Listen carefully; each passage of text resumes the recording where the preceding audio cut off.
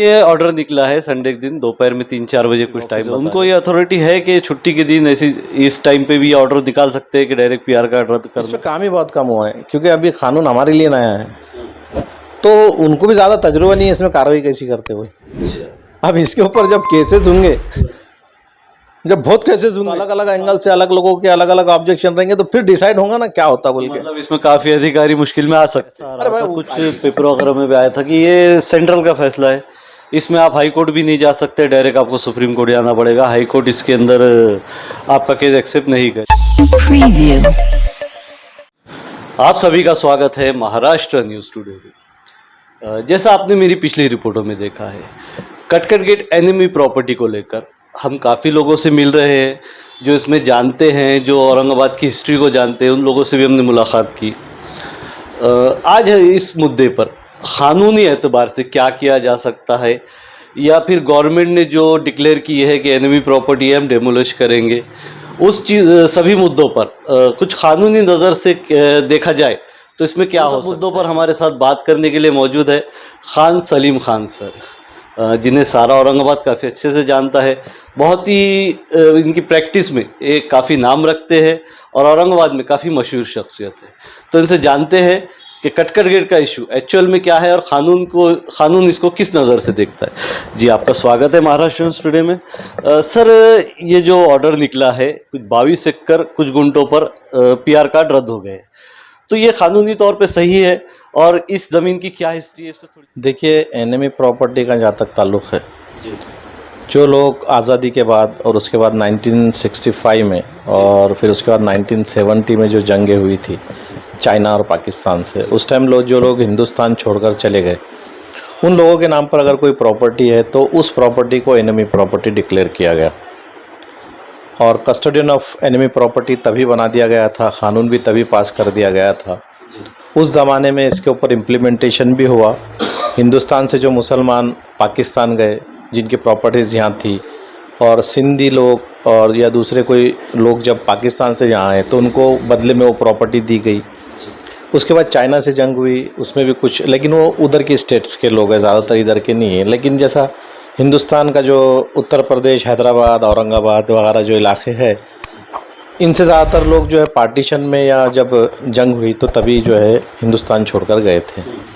उस ज़माने में थोड़ा सा एक उसूल ये भी था कि चूँकि हम हिंदुस्तान में रहते तो उस ज़माने में बड़े घर का जो बड़ा लड़का होता था उसके नाम पे भी प्रॉपर्टीज़ हुआ करती थी, जैसा हिंदुओं में कर्ता के नाम पे प्रॉपर्टी होती थी, तो वो जॉइंट फैमिली सिस्टम माना जाता था। अब उस ज़माने में ऐसा हुआ कि अगर बड़ा भाई भी पाकिस्तान चला गया, बड़ा भाई भी अगर पाकिस्तान चला गया, दूसरी फैमिली यहाँ रह गई, चूँकि ओनर टेक्निकली वो था, इसलिए वो लोगों को भी जो है प्रॉपर्टी से हाथ धोना पड़ा।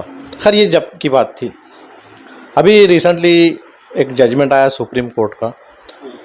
उस सुप्रीम कोर्ट के फैसले में सुप्रीम कोर्ट ने ये कहा कि भाई वो ठीक है, वो आदमी चला गया, लेकिन जो यहाँ पर उसके जो लीगल एयर्स है वो क्लेम कर सकते हैं, और उनके हक़ में वो फैसला आया। उसको पलटने के लिए, सुप्रीम कोर्ट के फैसले को पलटने के लिए पार्लियामेंट में एक एक्ट लाया गया। आमतौर पे ऐसा नहीं होता कि सुप्रीम कोर्ट के फैसले को पलटने के लिए आप कानून बनाएं, लेकिन ये हुआ। सुप्रीम कोर्ट के फैसले को माना जाता है, फाइनल होता है सुप्रीम कोर्ट का। हाँ, तो अब सुप्रीम कोर्ट के फैसले का बेनिफिट दूसरे लोगों को मिलेगा, हिंदुस्तान के। उस चीज़ को मद्देनज़र रखते हुए इस केस में जो है तो कानून पास किया गया पार्लियामेंट से, यानी वो जो कानून था उसमें अमेंडमेंट किया गया। सर, ये कब की बात है? अभी 2016-17 में किया ना मोदी गवर्नमेंट ने। अच्छा।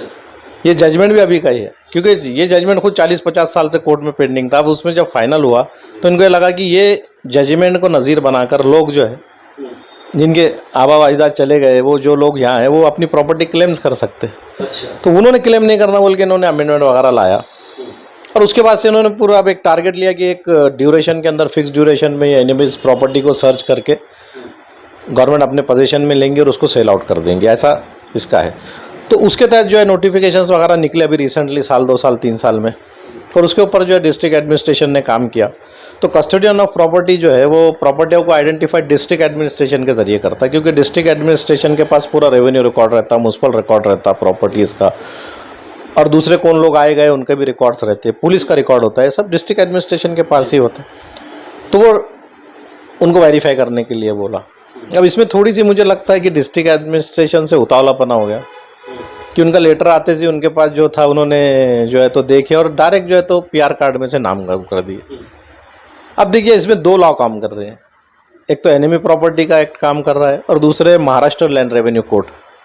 जब भी हम कोई प्रॉपर्टी परचेस करते, सेल करते या हमको बाप दादा की तरफ से मिलती या गिफ्ट में मिलती, तो हमको प्रॉपर्टी मिलने के बाद हम जो है तो लैंड रिकॉर्ड ऑफिस में जाकर, सिटी सर्वे ऑफिस में जाकर एप्लीकेशन देते, वो डॉक्यूमेंट दिखाते और वो आधार पे हमारा नाम जो है उसके अंदर आता। लेकिन हमारा नाम आने के लिए उसके अंदर एक प्रोसीजर फॉलो करना पड़ता, नोटिस वगैरह लगती उसके अंदर, और एक ड्यूरेशन के बाद हमारा नाम आ जाता। वैसे अगर मेरा नाम निकालना हो किसी प्रॉपर्टी से, किसी का नाम निकालना हो, तो उसके लिए भी एक प्रोसीजर है कि जिसका नाम निकाला जा रहा है उसको भी इन्फॉर्मेशन दी जा सके।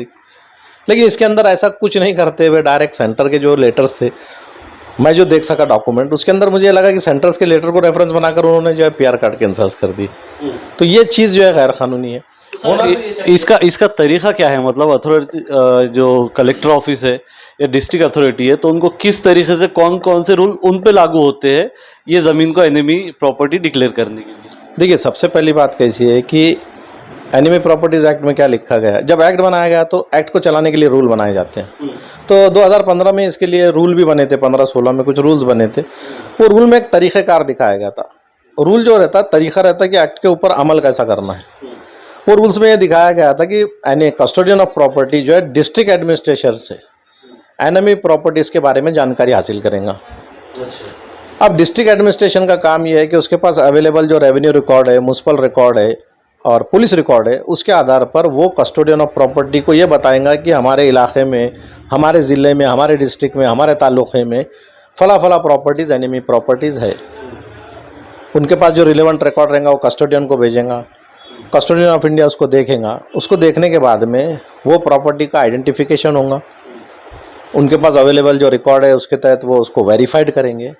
वेरीफाइड करने के बाद उसका इंस्पेक्शन होगा, मेजरमेंट होगा, उसके ऊपर कौन कौन लोग काबिज है ये देखा जाएगा कि एज ऑन टुडे कौन रहता है वहाँ पर, और वो अपनी रिपोर्ट वहाँ पर पेश करेंगे कस्टोडियन को। फिर उसके बाद कस्टोडियन वो डिक्लेयर करने से पहले शोकाज नोटिस इशू करेगा।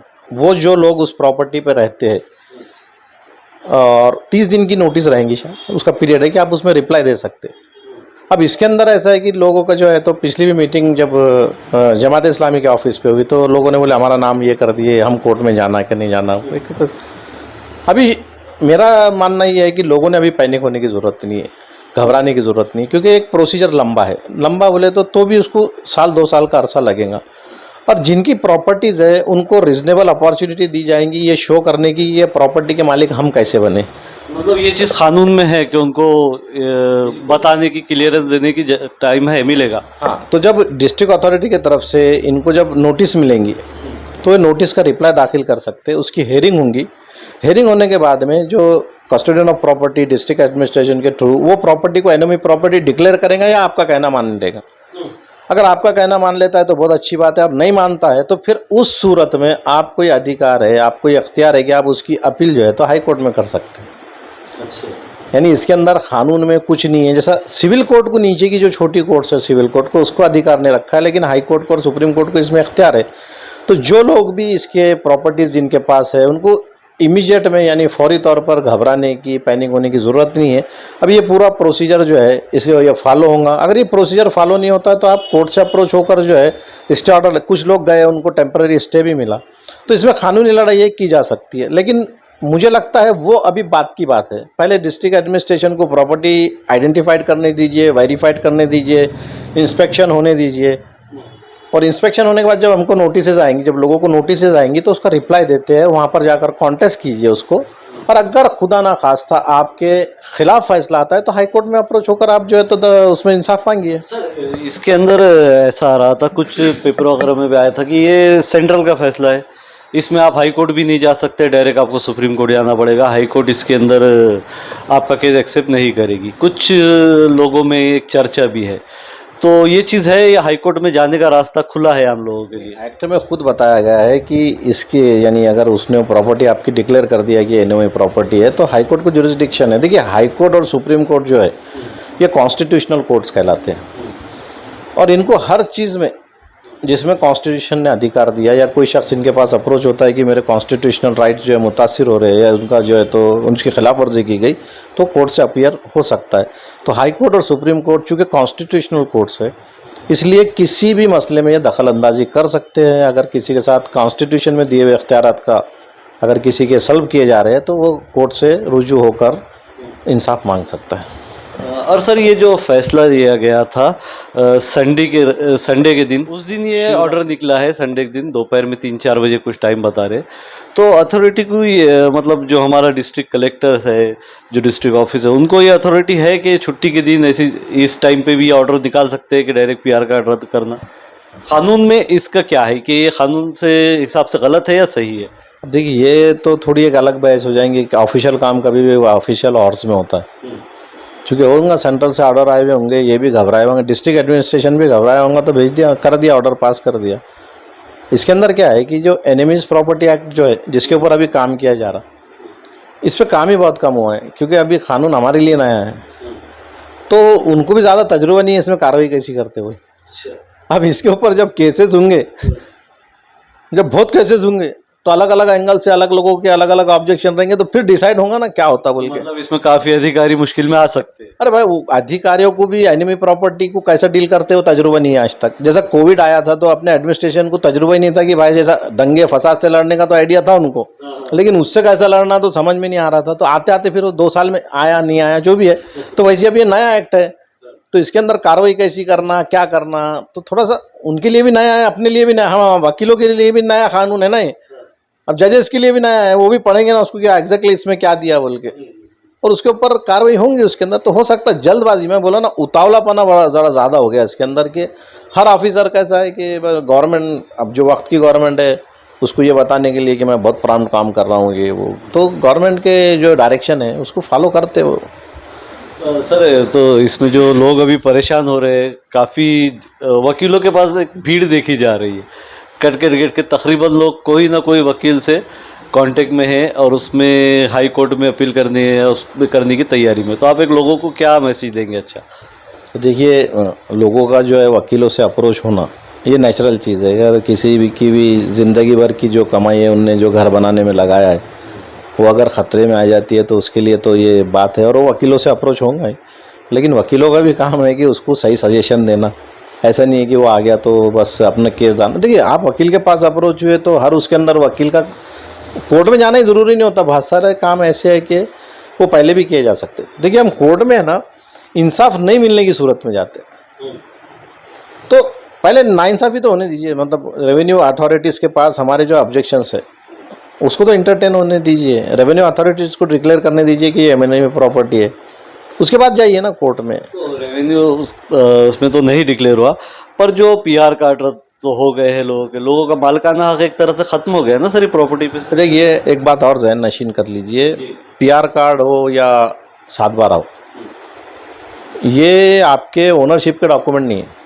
अच्छा, ये रेवेन्यू रिकॉर्ड है। अच्छा, रेवेन्यू बोले तो टैक्स कलेक्शन, तो आप उस चीज़ को इस्तेमाल कर रहे तो आप उस पर मतलब उसका टैक्स भर रहे, वो आता है। और वो किस आधार पे आया तो वो रजिस्ट्री होती है। अब देखिए एक बात है, मोटी मोटी बात बताता हूँ आपको कि किसी भी शख्स के पास प्रॉपर्टी जो है 4-5 तरीक़ों से आती है। या तो हम खरीदी खत से ख़रीदते, या हमको वडीलों पार्जित बाबा व अजदाद की तरफ से हिस्से में मिलती, या हमको कोई तोहफे में देता, या हम लीज़ पे कोई लेते 99 साल लॉन्ग लीज़ पे लेते, या एक्सचेंज में ये प्रॉपर्टी के बारे में।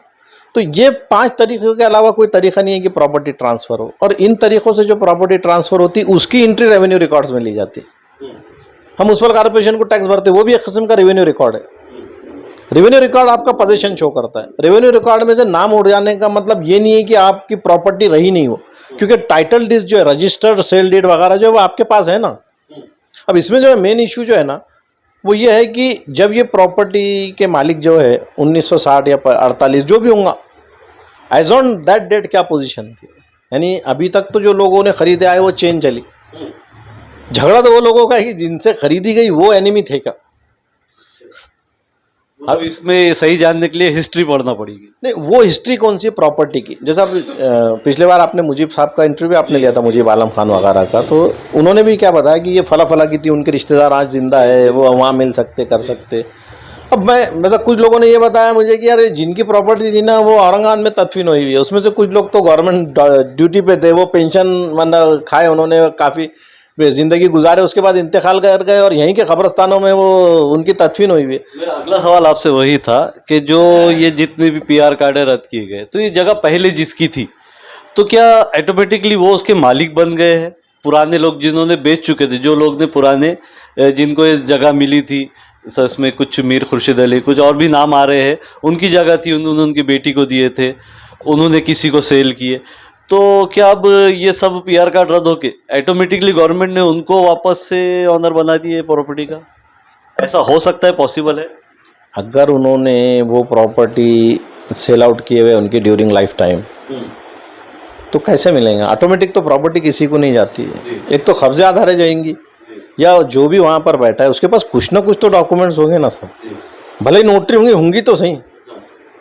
और जो ओनर्स थे, अगर उसमें से किसी की उसके ऊपर वो है, सिग्नेचर से बिका है वो, तो वो कैसे क्या क्लेम कर सकेंगे आज की वो प्रॉपर्टी मुझे वापस दे दो बोल के?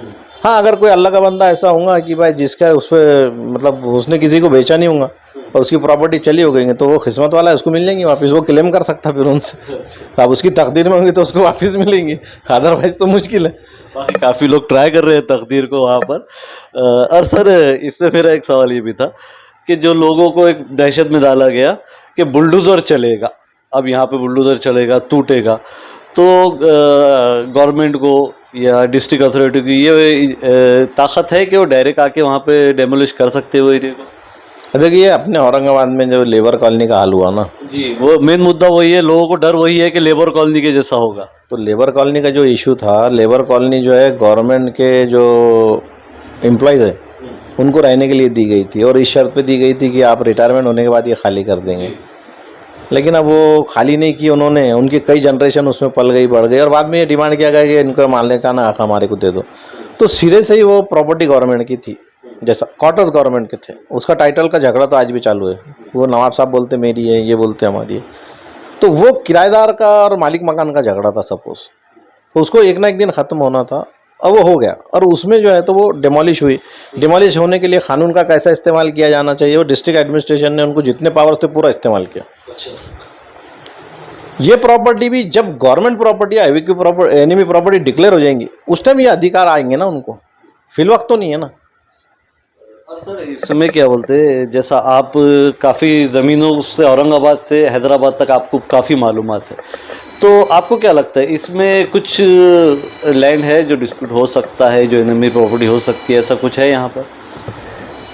मुझे नहीं लगता, क्योंकि जिन लोगों ने भी वहाँ पर जो प्लॉटिंग वगैरह की, वो अपने ज़माने के काफ़ी मशहूर और ज़मीनों की जानकारी रखने वाले लोग थे, तो उन्होंने ऐसा किसी की भी प्रॉपर्टी बेच दी होंगे, मुझे ऐसा चांसेस कम ही लगता। हाँ, कुछ 1 आध 2 5 एकड़ का टुकड़ा ऐसा निकला तो निकल सकता, लेकिन 22 एकड़ थोड़ा सा ज़्यादा लग रहा। तो 5 एकड़ का ही पूछना चाह रहा था मैं। 5 एकड़ 20 गुंठे या 5 एकड़ 5 गुंठे कुछ है वो मामला, जो पिछले साल भी उठा था मामला, मैं उस पर भी 1-2 लोगों को इंटरव्यू किया था, तो वही पूछना चाह रहा हूँ, क्या वो मामला हो सकता उतनी जगह का? इसीलिए बोल रहा हूँ ना कि जैसे ये लोग है ना, वो प्रॉपर्टी का आइडेंटिफिकेशन, वेरिफिकेशन और लोकेशन उसका लेंगे, इंस्पेक्शन करेंगे इस पर, तब समझ में आ जाएंगी ना वो है कि नहीं एग्जैक्टली। तो कहीं ना कहीं ऐसा नहीं हो रहा है कि गवर्नमेंट ने लोगों को खुद काम पे लगा दी कि आप ही आओ और हमको बताओ कि इसकी क्या डिटेल है, जो डॉक्यूमेंटेशन लोग कर रहे हैं आज? नहीं, देखिए, मेन रिकॉर्ड तो गवर्नमेंट के पास ही होता है ना। ऐसा कोई, यानी हिंदुस्तान में कोई एक भी इंच ज़मीन ऐसी नहीं जिसका रिकॉर्ड गवर्नमेंट के पास नहीं है। तो कटकट गेट के अंदर की हो गया, बाहर की हो, रेवेन्यू रिकॉर्ड तो काफ़ी ज़माने से चला आ रहा है इसका, तो उनके पास रिकॉर्ड है।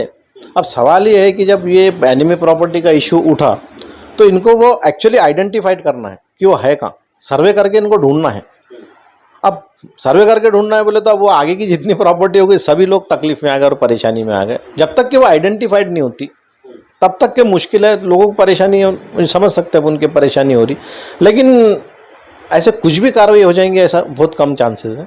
एक बार अगर आइडेंटिफाइड हो जाती है और लोग अगर कानूनी लड़ाई हार जाते हैं, उस सूरत में टूटेगा। और ये कानूनी लड़ाई अगर शुरू हुई तो इसमें कितना वक्त जाएगा, एक अंदाज़ा, कोर्ट के जिस तरीके के ये मैटर ऐसे चलते हैं? अब देखिए, ये तो केस पे डिपेंड करता है। लास्ट टाइम जजेस जो है वो एडमिशन के ऊपर ही फाइनल कर देते और बास टाइम जो है सुनने के लिए रख देते। और एक बार हाई कोर्ट में या सुप्रीम कोर्ट में एक बार अगर नंबर पड़ जाए कोई पिटीशन पे तो फिर उसको कोई भी नहीं बदल सकता, वो अपने नंबर पे ही आती। या एडमिशन के टाइम डिसाइड हो जाए तो जल्दी डिसाइड हो जाएगा वो। लेकिन सवाल ये है कि अगर उसमें क्वेश्चन ऑफ लॉ इन्वॉल्व हो तो वो मैटर जो है जल्दी देखा जाएगा। उसमें मुझे लगता है कि क्वेश्चन ऑफ लॉ का इशू है इसके अंदर। और इसमें सिरे से अगर टाइटल डीड्स अपन बता देते हैं, कभी शो कर देते हैं कि वो पोजीशन में जो है तो प्रॉपर्टी के ओनर्स कौन थे, ये इसको, तो ये झगड़ा ख़त्म हो जाएगा। वैसे भी देखिए हमारे हिंदुस्तान में जो है ना मामला जो है क़ानून के मुताबिक कम और गवर्नमेंट पॉलिसी के मुताबिक ज़्यादा चलते हैं। तभी ये गवर्नमेंट है, इसकी पॉलिसीज़ है, उसमें सब है ये चीज़ें। अब हो सकता है अगर गवर्नमेंट चेंज हो जाए तो फिर ठंडे बस्ते में चल जाए ये चीज़। अगली आने वाली गवर्नमेंट ने भी इसको कंटिन्यू करना ज़रूरी नहीं है। लेकिन जो भी है एक बार ये फैसला हो ही जाना चाहिए कि ये whether it is enemy property और नॉट। मतलब आप अभी ये चीज़ हो जाए तो बेहतर है आगे के लिए भी, हमारे आने वाली नस्लें इसमें परेशान नहीं है। जो लोग हैं जो लोग हैं ना अभी जो फाइट कर रहे हैं, इन लोगों को भी है ना फाइट करके वो उसको इशू को ख़त्म कर देना चाहिए हमेशा के लिए। एक बार डिक्लेयर हो जाए कि एनिमी प्रॉपर्टी है या नहीं है, वहाँ तक लड़ लेना ज़रूरी है इसका, बजाय परेशान होने के फ्यूचर में। क्योंकि अगर होना है तो कभी ना कभी होना ही चाहिए, और नहीं होना तो कभी नहीं होना है। तो उसमें फिर हम लोगों को उसमें वो ऐसे ज़िंदगी क्यों गुजारना है उसके अंदर। क्यों कैसा है वहाँ पे जो लोगों ने प्रॉपर्टी खरीदे, देखो कोई भी घर जब खरीदता ना तब उसकी ज़िंदगी भर का सरमाया रहता उसका जी। अब वो अगर ऐसा वो हो जाए तो उसके लिए बड़ी, आप हो मैं हो, हमारे लिए भी ये बड़ी ख़तरनाक बात। नींदें उड़ गई है सर लोगों की वहाँ पर। तो बस अभी तो रिक्वेस्ट ये करूँगा लोगों से कि फिलवक्त जो है ना नींदें मत उड़ाओ। अभी रमज़ान है, इबादत वगैरह का महीना है हमारा। हाँ ठीक है, एक इशू क्रिएट हुआ लेकिन इसको हल किया जा सकता है। इसमें आप लीगल फाइट कीजिए, हाँ जहाँ हमारी मदद की ज़रूरत पड़ेगी हम करेंगे, बिल्कुल करेंगे। लेकिन फिल वक्त इनको पैनिक होने की ज़रूरत नहीं है। मेरा ये जो है मैं तमाम लोगों से गुजारिश करूँगा कि अपना पैसा वक्त भी बर्बाद ना करें, नोटिस से आने दें और जो क़ानूनी लड़ाई है वो क़ानूनी लड़ाई लड़के इसको वो कर ले। इंशाल्लाह वो लोगों को सक्सेस मिल ही जाएगा। बहुत शुक्रिया साहब हमको वक्त देने के लिए। तो ये थे खान सलीम खान, जिन्होंने काफ़ी तफसील से बताया है कि इस मुद्दे पे क्या किया जा सकता है और क्या हो सकता है। अगर आप लोगों को भी कोई परेशानी है, कोई मुश्किल है, तो आप लोग खान सलीम खान सर से आकर मिल सकते हैं, इनसे भी राय लीजिए। और जैसा खान सर ने बताया कि पैनिक होने की ज़रूरत नहीं है, घबराने की ज़रूरत नहीं है। रमज़ान आने वाले, उसमें दुआएं कीजिए, कहीं ना कहीं अल्लाह खैर का मामला करेगा। ऐसे ही और मुद्दे देखने के लिए हमारे चैनल से जुड़िए, हमारे चैनल को सब्सक्राइब कीजिए, इस वीडियो को लाइक कीजिए और ज़्यादा से ज़्यादा शेयर कीजिए। मैं शहाब यासीन, महाराष्ट्र न्यूज़ टुडे, औरंगाबाद।